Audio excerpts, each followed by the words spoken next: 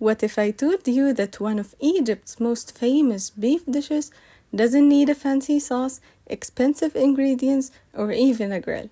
In fact, despite its name, pot kebab isn't a kebab at all. It's a slow-cooked beef where onions do something almost magical. Let me show you why Egyptians have been obsessed with this dish for generations. I have here beef with fat and lots of onions because, as I told you, onions here will do the magic. I cut the onions into cubes, kinda large cubes.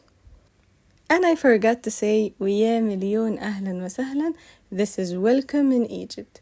As you see here, the size of the cubes, I do the same with all the amount, and I cry a lot in this stage.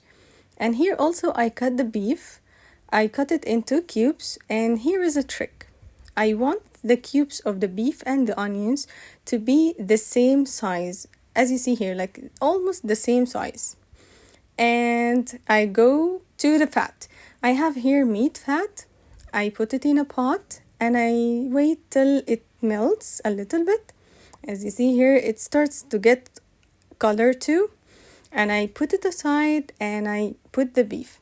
Here I don't stir, I don't do anything. I just leave the beef in a very hot pot till it gets a color. And remember, no color, no flavor.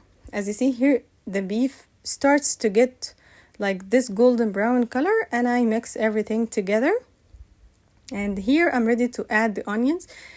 You may think here that this is a lot of onion, but actually at the end this onion melts and it makes this gravy brown flavorful sauce. I add here the salt and the spices. The spices are simple: black pepper and some mixed spices. Check them down in the description box. And here I add a splash of water. And this is the magic here. I will let this to slow cook for almost 2 hours. I want to put it on a very low heat. Midway, I can check it, and if I see if it needs more water, I add. And here's voila. Really, I didn't add anything. Just water, and I keep slow cooking it. See how it's brown, caramelized, and the beef is super tender. In Egypt, we serve this dish with Egyptian bread or Egyptian rice with vermicelli. And voila, here as you see, the sauce and everything. Actually, we need to use this sauce on the rice or with the bread.